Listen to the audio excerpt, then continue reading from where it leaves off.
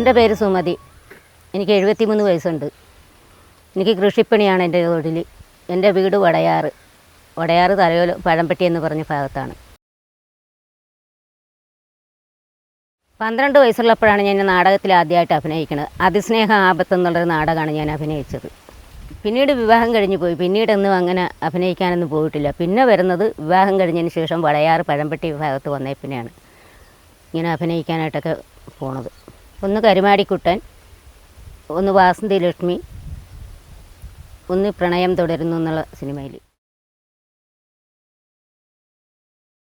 അത് സമിതിയിൽ ഞങ്ങളുടെ അവിടെ കലാസമിതി ഉണ്ടായിരുന്നു. അതിന് വേണ്ടിയിട്ട് പിള്ളേരെ തിരക്കിയപ്പോഴത്തേക്ക് കിട്ടാതെ വന്നപ്പോഴത്തേക്ക് എന്നെ ക്ഷണിച്ച് ഞാനങ്ങനെ പോയതാണ്. ചെറുപ്പത്തിൽ ഒരുപാട് സുന്ദരിയായിരുന്നുകൊണ്ടാണോ നാടകത്തിൽ അഭിനയിച്ചത്? അത് എനിക്കറിയാൻ പാടില്ല സുന്ദരിയാണോ അല്ലേ എന്നുള്ളത്. എൻ്റെ നാട്ടിൽ ഏത് സീരിയലും സിനിമയും അഭിനയിക്കാൻ വന്നാൽ എന്നെയും വിളിക്കും. ഞാനും പോയിട്ടുണ്ട്. വാസന്തി ലക്ഷ്മിയിലും ഉണ്ട് ഞങ്ങൾ, പിന്നെ സീരിയലിലുണ്ട്, പിന്നെ കരിമാടിക്കുട്ടനിലുണ്ട്. അങ്ങനെ ഏത് സിനിമയിലും ഞങ്ങൾ പോയിട്ടുണ്ട്, ഞങ്ങളെ ക്ഷണിച്ചിട്ടുമുണ്ട്. അന്ന് ഞങ്ങൾ പണിക്ക് പോകുമ്പോഴാണ് ഇങ്ങനെ സിനിമ ഷൂട്ടിങ് നടക്കണത്, ഒന്ന് അഭിനയിക്കാമെന്ന് ചോദിച്ച് അതിൻ്റെ സംവിധായകൻ വരുന്നതും ഞങ്ങൾ പോകണതും. അങ്ങനെയാണ് ഞാൻ ഈ സിനിമയിൽ എത്തിപ്പെടുന്നതും അഭിനയിക്കണതും. എനിക്കൊരു നല്ലൊരു ഇതായിട്ടാണ് തോന്നിയതെന്ന് പറഞ്ഞു. കലാഭമണിയുടെ സിനിമയാണെന്ന് അറിഞ്ഞിട്ടാണ് ഞങ്ങൾ പോണത്. അങ്ങനെ ഞങ്ങൾ ചെന്ന് നിന്ന് ഷൂട്ടിങ് കണ്ടുകൊണ്ട് നിൽക്കുമ്പോഴാണ് കറ്റ ചുമട് നടക്കത്തണമെന്ന് പറഞ്ഞ് ഞങ്ങൾ കുറേ പേര് അങ്ങനെ കറ്റ ചുമക്കാൻ പോയത്. അങ്ങനെ കറ്റ ചുമട് എടുത്തതും ഞങ്ങളെ ഷൂട്ടിങ് എടുക്കുന്നതും അങ്ങനെയാണ്.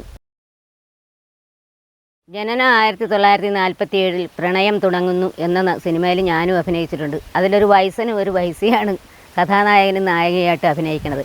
ആ വയസ്സിനെ ഞാൻ തെറി വിളിച്ചിട്ടുണ്ട്. അഭിനയിച്ച് നിന്നപ്പോൾ ചിരിച്ച്, അതുകൊണ്ട് ഞാൻ തെറി വിളിച്ചതാന്ന് പറഞ്ഞു. എന്താ ചീത്ത പറഞ്ഞെന്നല്ലോ ഓർക്കണ്ടോ? അയ്യോ, അതൊന്നും ഓർക്കണില്ല.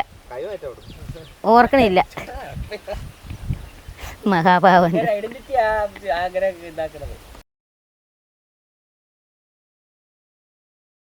ചെറുപ്പത്തിൽ അങ്ങനെ പ്രേമമൊന്നും തോന്നിയിട്ടില്ല. എന്താണെന്ന് വെച്ചാൽ അച്ഛനും അമ്മയും എൻ്റെ അമ്മാവന്മാരെ പറയണ വാക്കിനപ്പുറം പോയാൽ അവർ ശിക്ഷ തരും അന്നത്തെ കാലത്ത്. ഇന്നാണ് ഞാൻ സ്നേഹിച്ചോടിപ്പോകും, അന്നത് നടക്കുകയില്ല. അതുകൊണ്ടാണ്.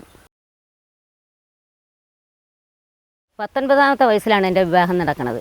അച്ഛനും അമ്മയും കണ്ട് ഇഷ്ടപ്പെട്ട ഒരു ചെറുക്കനാണ്. ഞാൻ സമ്മതിച്ചും കല്യാണം. അവർ പറയണ വാക്കിനപ്പുറം പോകാൻ പറ്റിയില്ല. അന്നത്തെ കാലം അങ്ങനെയാണ്. ഇന്നാണ് ഞാൻ ആരുടെയും കൂടി പ്രേമിച്ച് പോകും. അത് അന്നത്തെ കാലത്ത് അത് നടക്കുകയില്ല. അതുകൊണ്ട് അച്ഛനും അമ്മയും പറയണ വാക്കിന് അപ്പുറം പോകാറില്ലായിരുന്നു.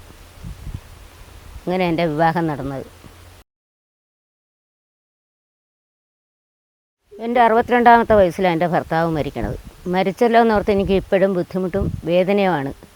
എന്നാലും എൻ്റെ കുടുംബമേ എൻ്റെ മക്കളെ എന്നുള്ളൊരു ചിന്ത മാത്രമേ എനിക്ക് ഇപ്പോഴും ഉള്ളൂ. ഒറ്റപ്പെട്ടതിൻ്റെ വേദന ഞാൻ എൻ്റെ മനസ്സിൽ ഒതുക്കിക്കൊണ്ട് എൻ്റെ മക്കളുമായിട്ടുള്ള ജീവിതമാണ് ഇപ്പോൾ ഞാൻ ജീവിക്കുന്നത്.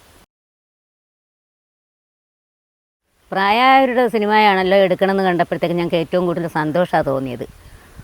ഇപ്പോഴത്തെ പിള്ളേരുടെ കൂട്ടല്ലല്ലോ, പ്രായമായവരാണല്ലോ, അവർക്കൊരു പാകതയും പക്വതയൊക്കെ കാണും എന്നുള്ള ചിന്തയായിരുന്നു. അതുപോലെ തന്നെ ആ സിനിമയിൽ അഭിനയിച്ചതും അങ്ങനെ തന്നെയാണ്.